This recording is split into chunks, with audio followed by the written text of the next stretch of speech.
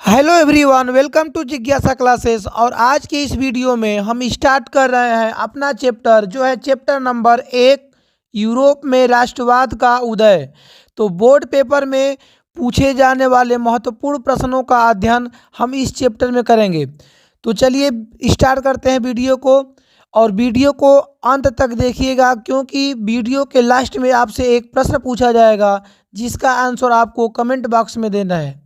तो चलिए स्टार्ट करें। प्रश्न नंबर 1, इटली तथा जर्मनी वर्तमान समय में किस महादेश के अंतर्गत आते हैं? ए उत्तरी अमेरिका, बी दक्षिणी अमेरिका, सी यूरोप, डी पश्चिमी एशिया। तो इसका आंसर होगा ऑप्शन नंबर सी, यूरोप। अगला प्रश्न है, फ्रांस में किस शासन वंश की पुनः स्थापना वियना कांग्रेस द्वारा की गई थी? ए हैब्सबर्ग, बी आर्लिया वंश, सी बुर्बो वंश, डी जारशाही। करेक्ट आंसर होगा सी, बुर्बो वंश। अगला प्रश्न है, मेजनी का संबंध किस संगठन से था? मेजनी का संबंध किस संगठन से था? ए लाल सेना, बी कार्बोनरी, सी फिलिक हिटारिया, और डी डायट। तो इसका करेक्ट आंसर होगा बी, कार्बोनरी। अगला प्रश्न है, इटली एवं जर्मनी के एकीकरण के विरुद्ध निम्न में से कौन था? इटली एवं जर्मनी के एकीकरण के विरुद्ध निम्न में से कौन था? ए इंग्लैंड, बी रूस, सी ऑस्ट्रिया, और डी प्रशा। तो इसका करेक्ट आंसर होगा ऑप्शन नंबर सी, ऑस्ट्रिया।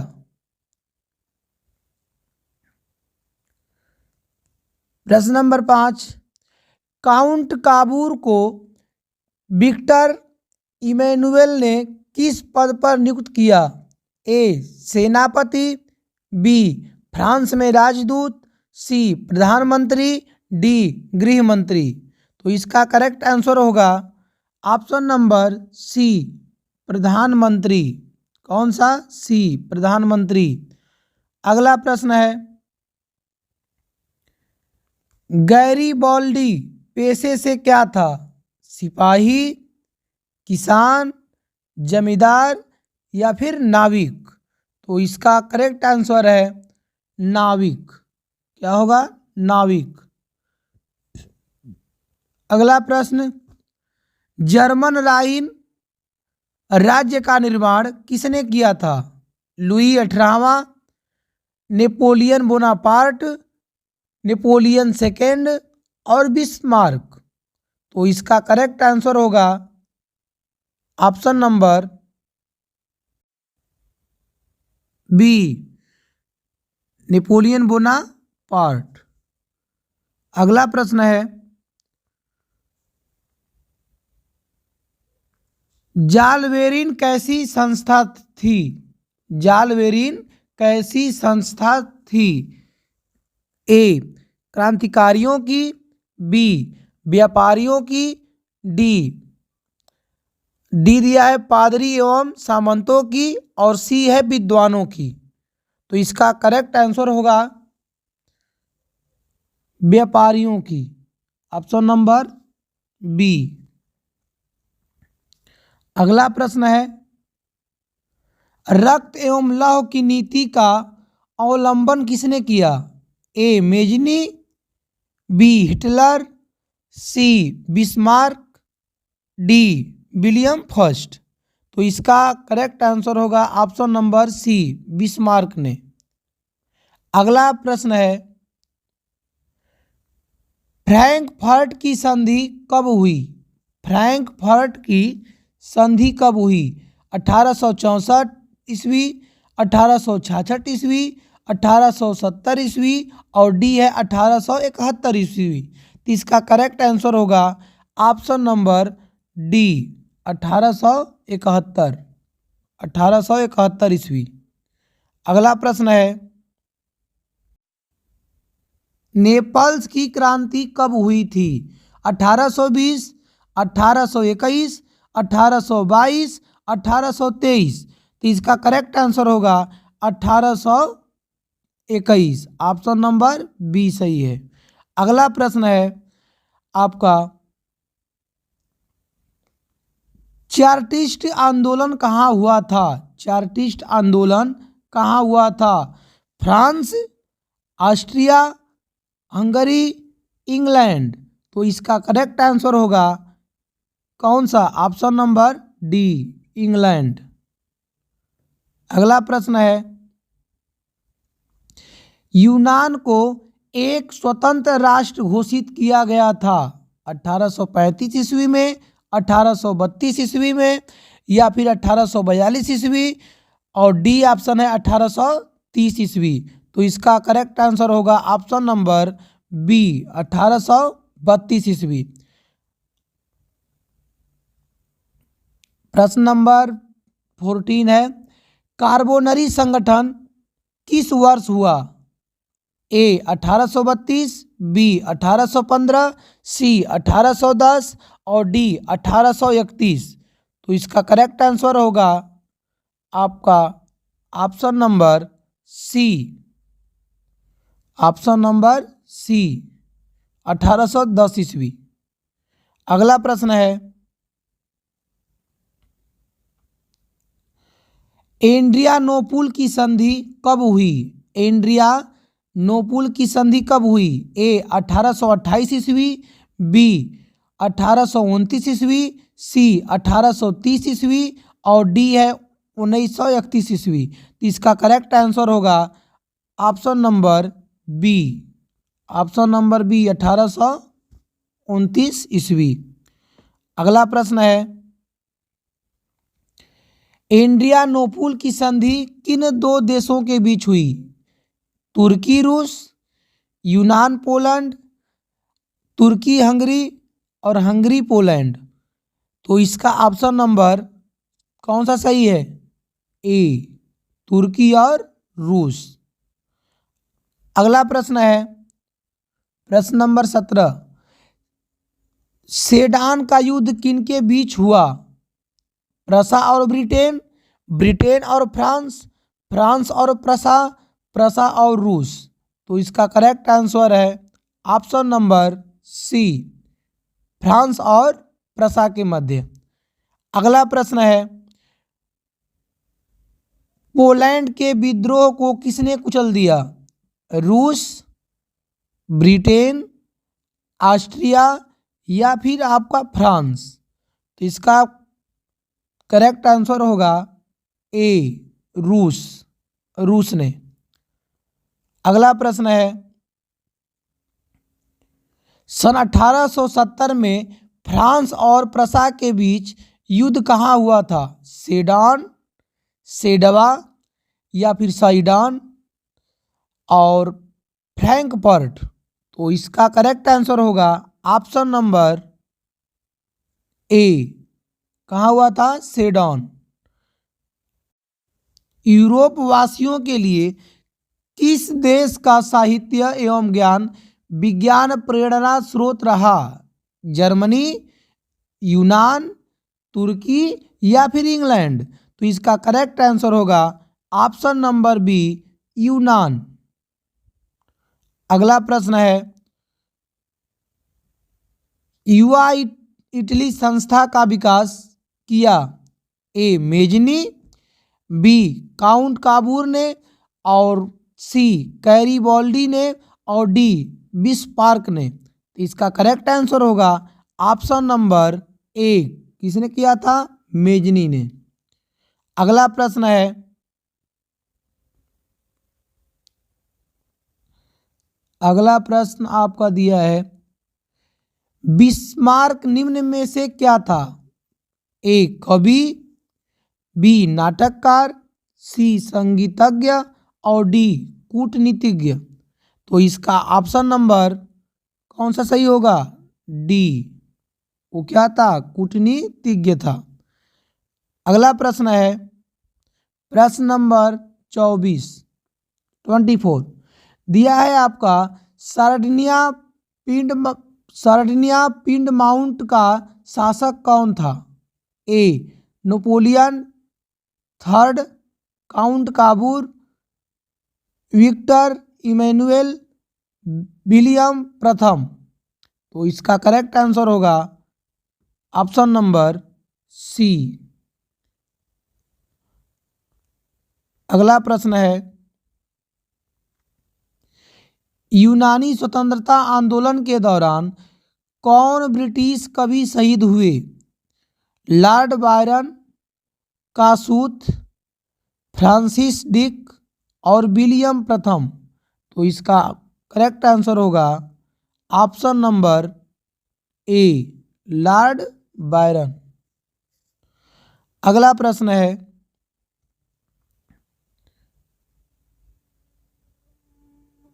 जाल्वे राइन की स्थापना किस राज्य ने की। प्रसा, ऑस्ट्रिया, सार्डिनिया या फिर फ्रांस ने। तो इसका करेक्ट आंसर होगा ऑप्शन नंबर 1 प्रसा, ए प्रसा। अगला प्रश्न है हंगरी भाषा क्या थी। ए इतालवी, बी मैग्यार, सी पोलिश और डी फ्रेंच। इसका करेक्ट आंसर है ऑप्शन नंबर कौन सा, बी मैग्यार।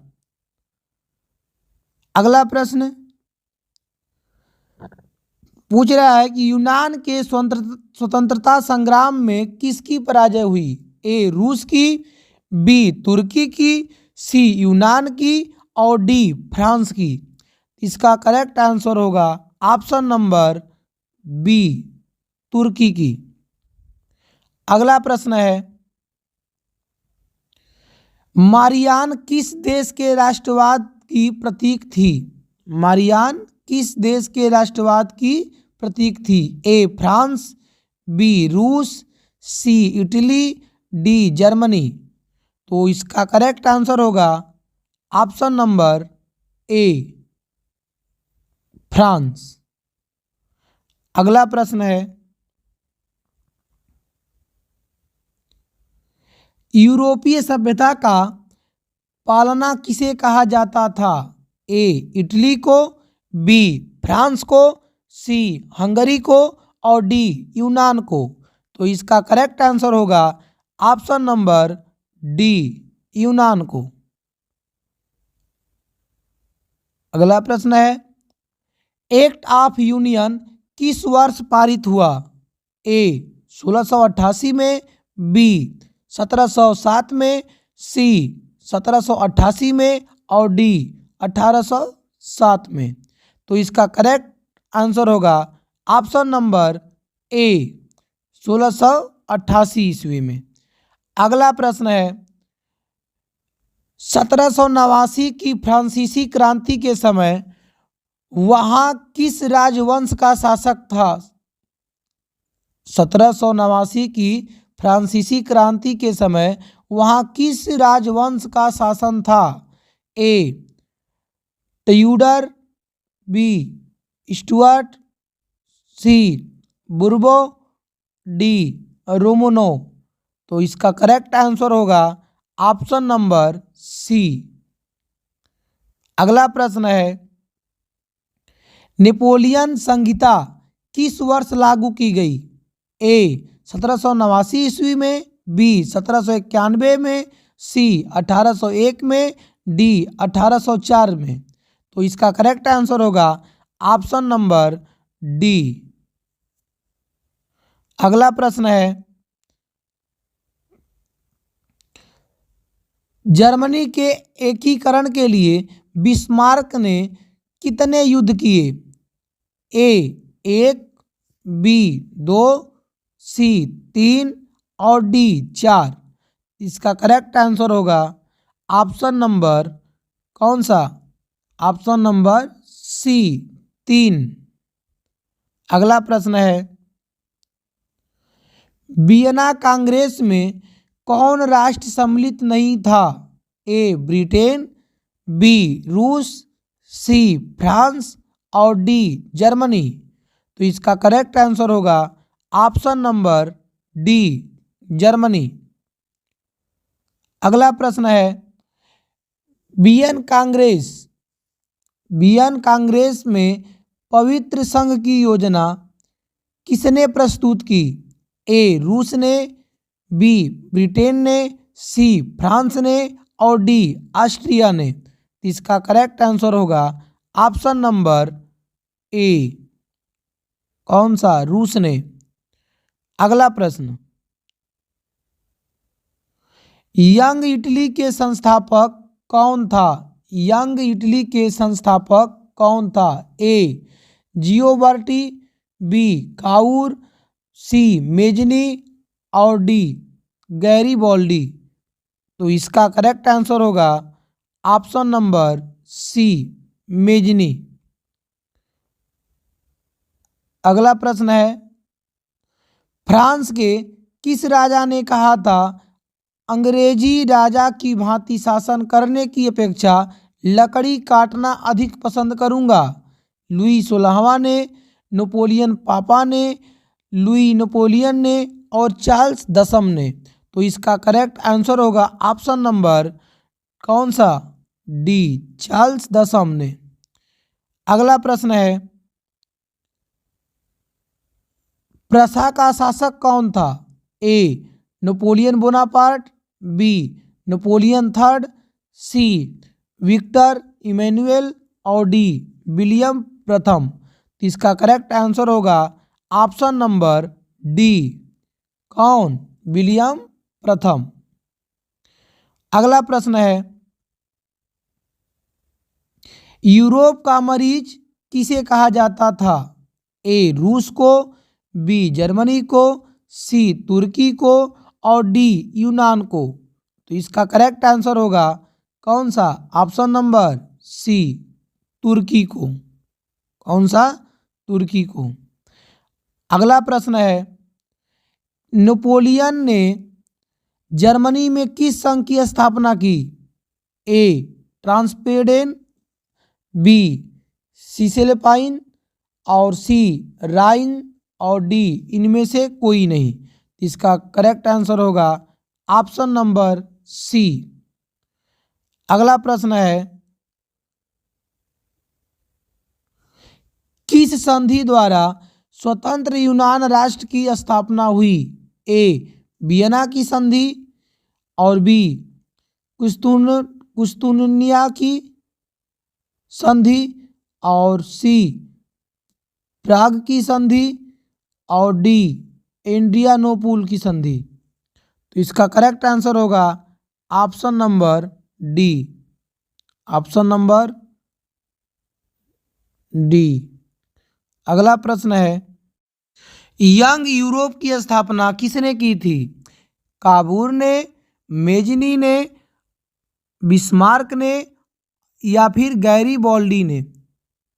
तो इसका करेक्ट आंसर होगा ऑप्शन नंबर बी, किसने? मेजनी ने। अगला प्रश्न है